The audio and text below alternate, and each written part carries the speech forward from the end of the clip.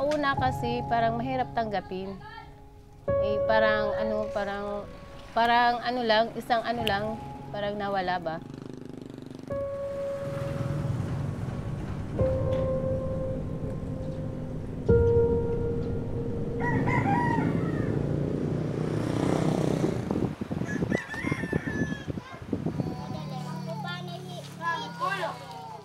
Ako po, Sinoy Miko. Nakatira sa Kandahog. Ang hanap buhay ko dati isang sari-sari store na nakadikit sa bahay ng nanay ko. Lahat dito, simentado talaga yung bahay. Yung tubig daw ito, malato. Parang madaling tumaas. Mamaya daw, ganyan lang, hanggang ganyan, ganyan, ganyan. Dito yung kuya, oh. Dito. Bali, hanggang dito, hanggang dito, yun lang ang laki, 6x6. Ito lang sa front. Tindahan ko.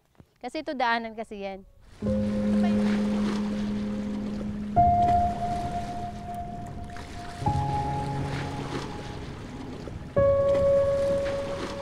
Yung namimit ko, sabi ko, oh, kumusta yung ano na, wala na daw mapupuntahan doon, wala ka nang makikitang bahay kasi lahat yun wash out. So doon parang mangiyak-ngiyak talaga ako sa nangyaring yun. Lalo na maghapon di ko nakita yung asawa ko hanggang kinabukasan. Sa awa ng Diyos, nakita ko yung anak dyan, naglalakad. Marami rin yung sugat. Sabi, oh, salamat naman sa Diyos, nakaligtas ka. Asan yung papa mo? Sabi niya, hindi ko alam ma. Kasi naghiwa-hiwalay kami, pero kami yung last na naghahawakan daw ng kamay. Kasi 5 days pa before ko nakita yung asawa ko, napunta sa may palayan pala ng isang baryo namin, yung sitio. Parang tinatanggap ko na lang maluwag sa dibdib at sa isipan ko na siguro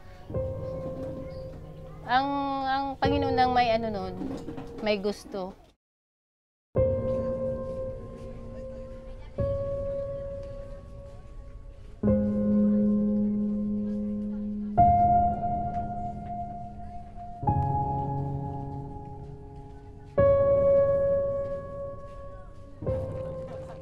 Hindi mo ma-explain, parang yung may-ari nga nito hindi niya lubos maisip na magkakaroon talaga ng looting. Kahit siya mismo na-witness na niya, kahit nandun siya, kinukuha pa rin, pero sa akin kinukuha. Naranasan din namin yung naranasan nila na magutom, kaya hinayaan na lang namin ibigay sa kanila. Parang tulong oh. Lahat dito ng tindahan, instead na pagbawalan nilang pumasok yung tao, binigay na lang nila. Back to zero kami, wala kayong magagawa. Instead na unahin yung tindahan namin, muna na yung pamilya namin. Kaya nga, nahirapan po kami mag-adjust. Naubusan po kami ng puhunan eh.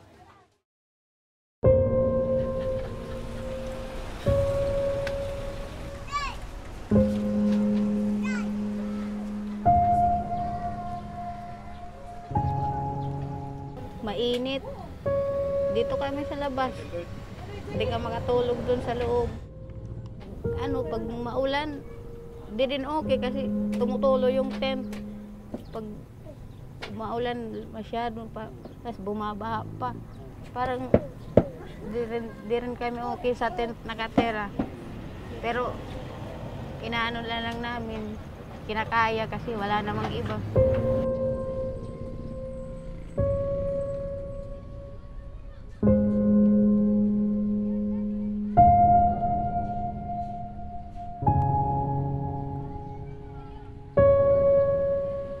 Anong naramdaman mo nung nag-Yolanda? Natatakot. Kasi parang katapusan na.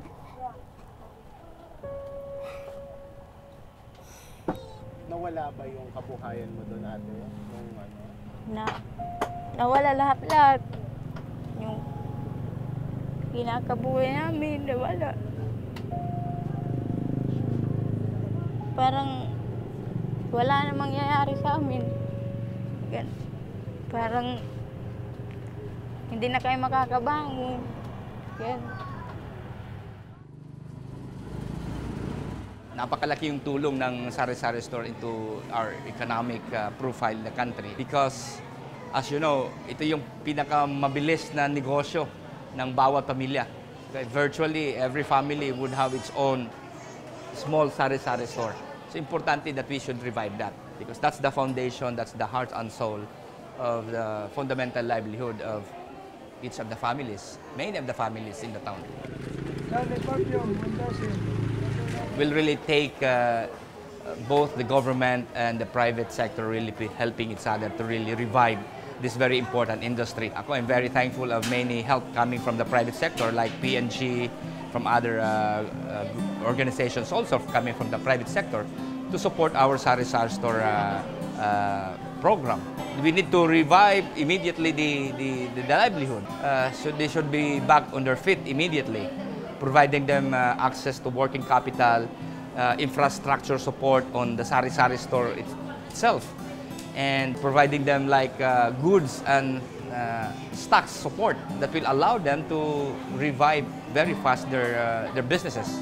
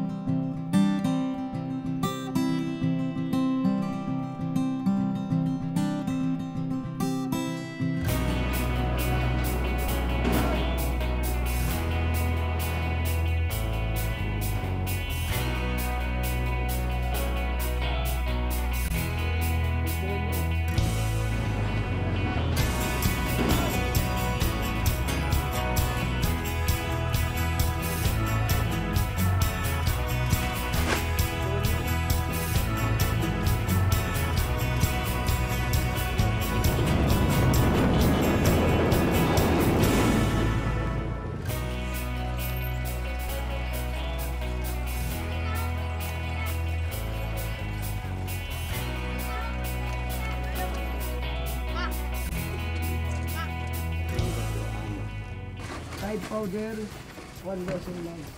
Malaking bagay na binigay nyo ng PNG kasi parang masiseparate na yung tindahan namin. At least andun pa sa gilid ng kalsada, which is mas magandang location sa isang tindahan. Malaking importante sa akin yun, sir, kasi unang-una yung queues, kung bibili ka lang noon, ang laking pera kaya.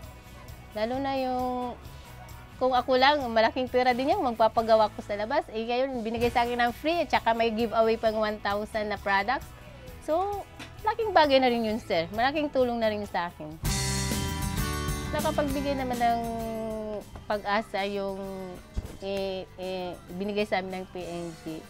Sa katunayan nga, imbes na bibili ako ng product ng na binigay nila, at least ngayon, andyan na. Happy ako na isa ako sa nabigyan kasi parang another puhunan na naman na makakadagdag sa puhunan na ibinigay sa amin. Nasa sa amin na lang yun sa paghawak, tigihan lang namin yung pagtitinda para mas lumago.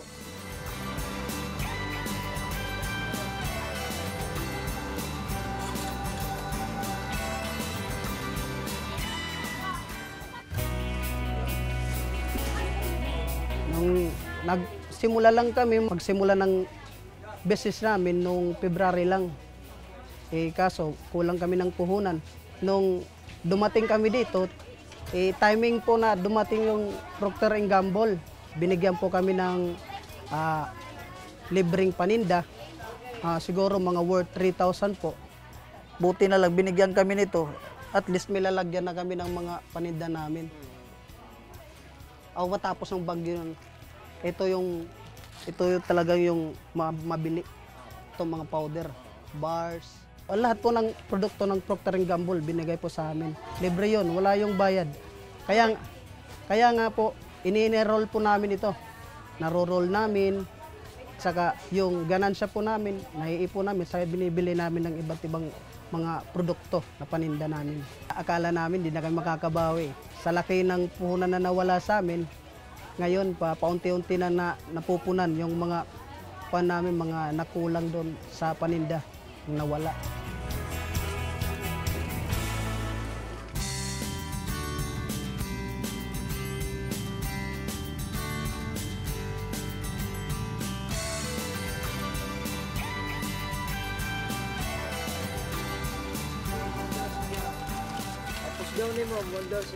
Na lungkot talaga ako kasi parang parang wala na lahat. Pero nung nagtinda-tindahan ako, baga parang unti-unting bumabalik. Parang bumalik na rin yung dati kong sigla na ano na din kami ng kinakabuhay. Yes, diyan lang kami ano namin, pan-araw-araw.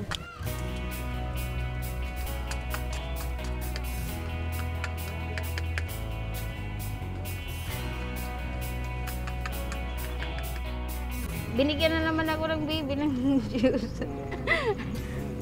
Dahil sa tindahan, nakakaipon-ipon din kami. Pambili ng gamit, ng bago naming baby.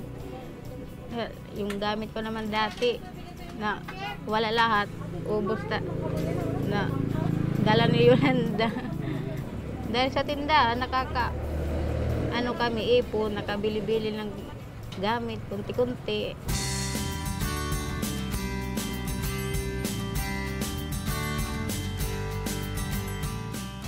Nagpapasalamat din ako sa PNG kasi tinutulungan din nila ako. Binigyan nila ako ng tindahan, tapos sinusuportahan ako ng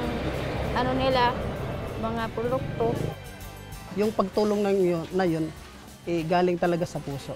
Kasi yung mga head officer nila, talagang pumunta dito. At nagsabi kung anong yung matutulong namin, anong magagawa namin. Sinasabi ko lang sa PNG, maraming salamat. Galing sa puso ko. Thank you very much.